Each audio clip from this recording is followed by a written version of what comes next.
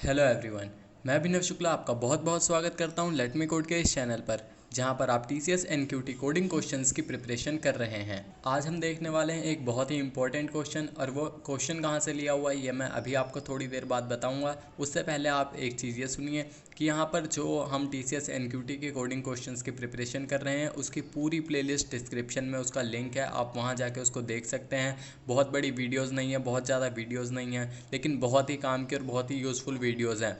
आप उन वीडियोस को जाके ज़रूर से चेकआउट करें। बहुत ही ज़्यादा इंपॉर्टेंट क्वेश्चन है, आपके लॉजिक को ब्रशअप करने वाले क्वेश्चन है सारे।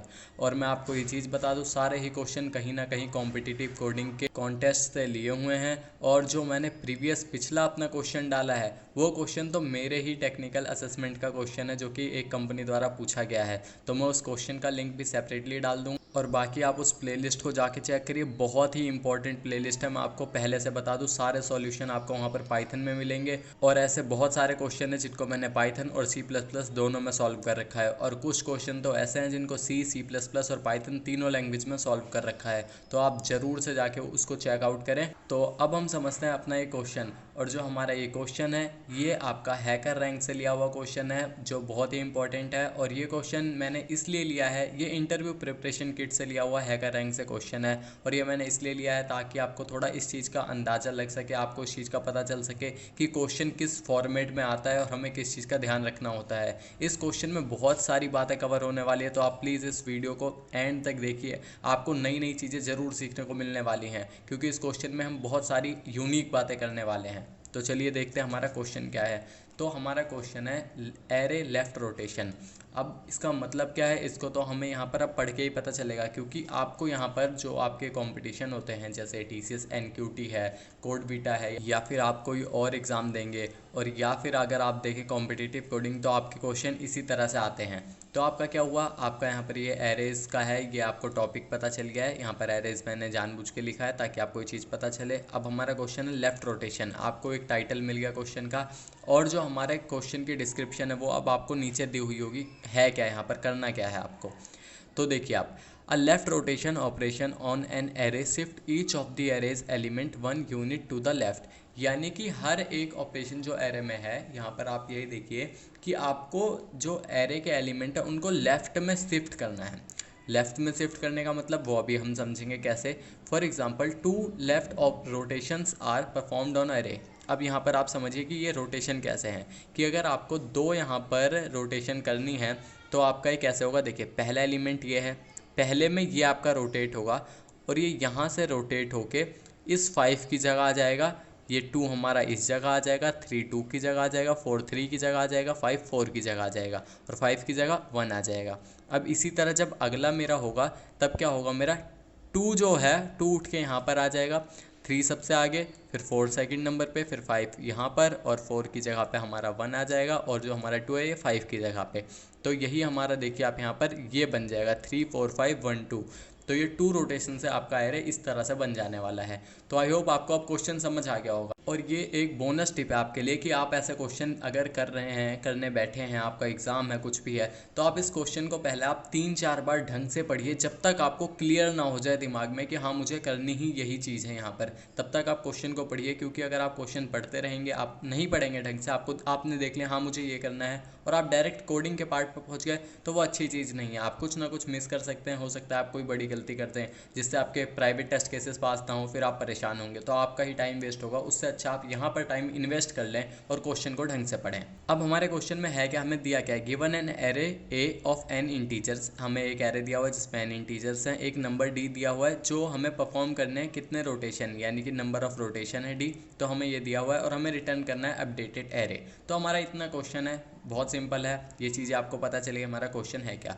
अब ये हमारा ये हैकर रैंक की चीज़ है, ये आप पढ़िए कि वहाँ पर हमें फंक्शन के डिस्क्रिप्शन को पूरा करना है, तो यहाँ पर ये इतनी ज़रूरी चीज़ नहीं है, आप इसको पढ़ेंगे। अगर आप हैकर रैंक पे सॉल्व कर रहे हैं तो आप ये चीज़ पढ़िए कि यहाँ पर हमारा फंक्शन होगा, वहाँ पे हाफ कंप्लीटेड फंक्शन होता है, कोड होता है, तो आपको सिर्फ एक फंक्शन को ही पूरा लिखना होता है, तो वो चीज़ अलग की है, आप उससे अभी छोड़िए। अब आप पढ़िए इनपुट फॉर्मेट क्या है आपका। यहाँ पर हमें दिया हुआ है the first line contains 2 space separated integer, यानी कि जो हमारा इनपुट आने वाला है वो क्या होना है, पहली लाइन में हमें 2 इंटीजर दिए होंगे स्पेस सेपरेटेड, यानी कि n और d। साइज ऑफ एरे और डी यानी नंबर ऑफ रोटेशन। ठीक है, हमें यहाँ पता चल गया ये चीज़ है।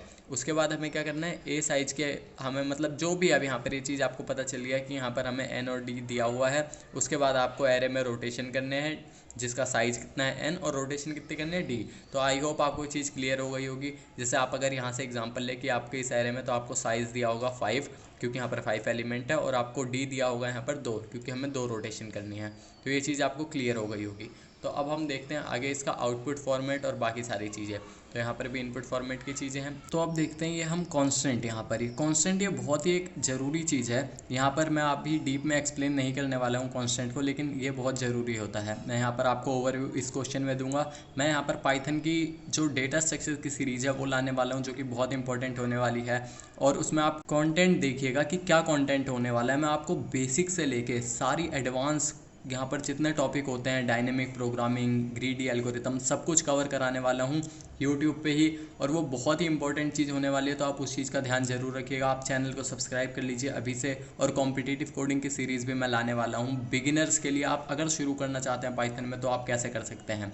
और यहाँ पर मैं सिर्फ ये बेसिक एक्सप्लेन कर देता हूँ। देखिए कि यहाँ पर आपको 10 की पावर 5 दी हुई है कि जो हमारा n है यानी कि एरे का साइज़ वो हमारा 1 से लेके 10 टू द पावर 5 तक हो सकता है। तो ऑलमोस्ट अगर आप इसको कैलकुलेट करेंगे अभी, तो आपको इसको किस कॉम्प्लेक्सिटी में सॉल्व करना है वो है यहाँ पर n log n। इससे ज़्यादा आपकी कॉम्प्लेक्सिटी नहीं होनी चाहिए यहाँ पर, कि इतने में ही आपको इस आंसर को सॉल्व करना है। अगर आप इससे ज़्यादा में जाएंगे तो आपको टाइम लिमिट एक्सीड की एरर देगा। और यहाँ पर इन दोनों की चीज़ है, आप यहाँ भी देख लीजिए। ऑलमोस्ट ये भी 10 टू द पावर 6, ये भी इसी में n log n में ही आने वाली है। और ये आप n का तो आपको पता ही चल गया होगा कि ये n तक है, o ऑफ n तक जा सकते हैं। तो ये सारी चीज़ें हैं और ये बहुत ही इंपॉर्टेंट है। मैं इसको अच्छे से एक्सप्लेन करूँगा आने वाली वीडियोस में, टाइम कॉम्प्लेक्सिटीज़ को, जो कि डेटा स्ट्रक्चर का पार्ट होने वाली हैं, और वो वीडियोस बहुत जल्दी आएंगी। तो अब आप आउटपुट देखिए इसका। हमें आउटपुट में प्रिंट करना है एक जो भी हमारा अपडेटेड एरे है वही। और अब आप एक सैम्पल इनपुट देखिए, ये भी बहुत ज़रूरी चीज़ है देखनी। पहली लाइन में आपको इनपुट दिया हुआ है 5 एंड 4। 5 आपका एरे का साइज़, 4 है आपको 4 रोटेशन करनी है। तो आपको एलिमेंट दिए 1 2 3 4 5, और आपका आउटपुट क्या हो जाएगा 5 फिर 1 2 3 4, क्योंकि आपके 4 रोटेशन के बाद यहाँ पर आ जाएंगे। तो आई होप आपको क्वेश्चन पूरा ढंग से समझ आ गया होगा, और यही एक तरीका है ढंग से आपको क्वेश्चन को रीड करने का।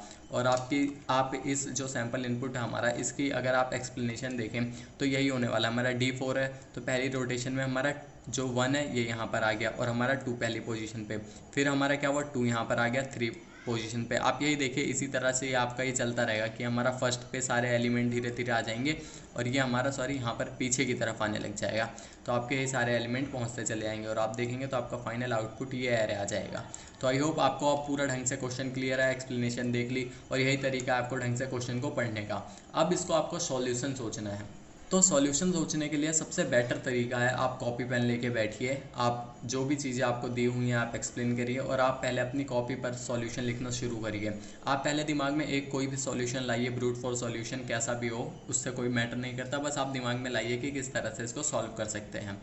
तो अगर आप यहाँ पर ये क्वेश्चन देख रहे हैं तो आपके दिमाग में हो सकता है कि पहला तरीका ये है कि आप इतने एरे को सब एरे, यानी कि यहाँ पर 4 दिया हुआ है तो ये 4 के सब एरे को उठा के आप यहाँ पर स्टार्टिंग के 4 को आप इसके पीछे यहाँ पर डाल सकते हैं, तो वो भी सही चीज़ है। तो अब आप यहाँ पर देखते हैं कि इसका सॉल्यूशन क्या है। पहला सॉल्यूशन हमारा ये दिया हुआ है, यहाँ पर सिर्फ मैंने फंक्शन ही पूरा कर रखा है। देखिए कि हमने एक फंक्शन बनाया डिफाइन रोट लेफ्ट, और इसके अंदर हमने ए और डी पास किया। ए एरे का साइज़ है और जो हमारा डी है वो ये ए एरे का साइज़ नहीं है, ए हमारा एरे ही होने वाला है यहाँ पर, माफ़ कीजिए, और डी हमारा रोटेशंस है।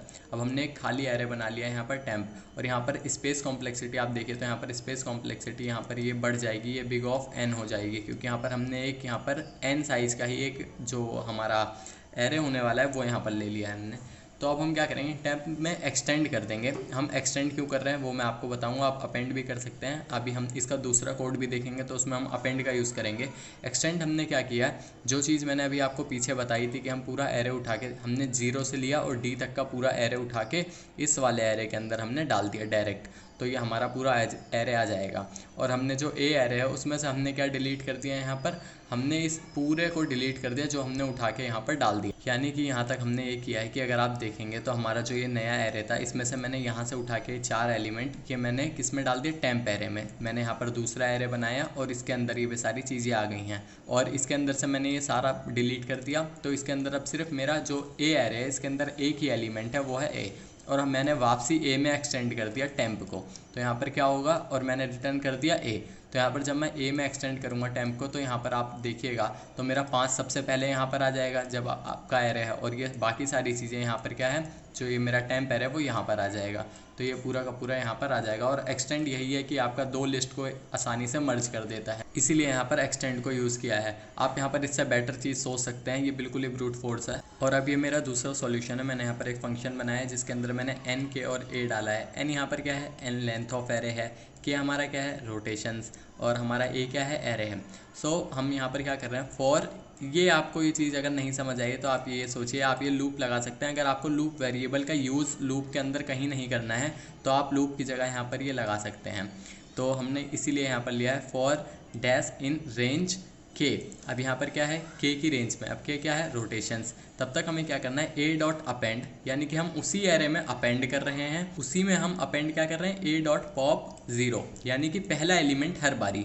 जैसे आपका ये लूप चला, कितनी बारी चलेगा, 4 बारी। 4 में क्या हुआ, पहला एलिमेंट क्या हुआ यहाँ पर, जैसे ही पहला एलिमेंट हमारा आएगा तो 1 है हमारा, वो इस एरे में लास्ट में आ जाएगा। जैसे ही हमारा, आप यहाँ पर सोचिए यही एरे है और इसके अंदर मैं यहाँ पर कुछ वैल्यूज़ डाल दूँ। ऐसे यहाँ पर आप देखिए 1 2 3 4 और 5। तो जैसे ये पहला चलेगा तो आपका क्या होगा, ये सारी चीज़ें यहाँ पर शिफ्ट हो जाएंगी, और जो ये मेरा 1 है ये यहाँ पर 5 की जगह 1 आ जाएगा, और बाकी सारी ये चीज़ें आपकी एक एक के आगे शिफ्ट हो जाएंगी यहाँ पर।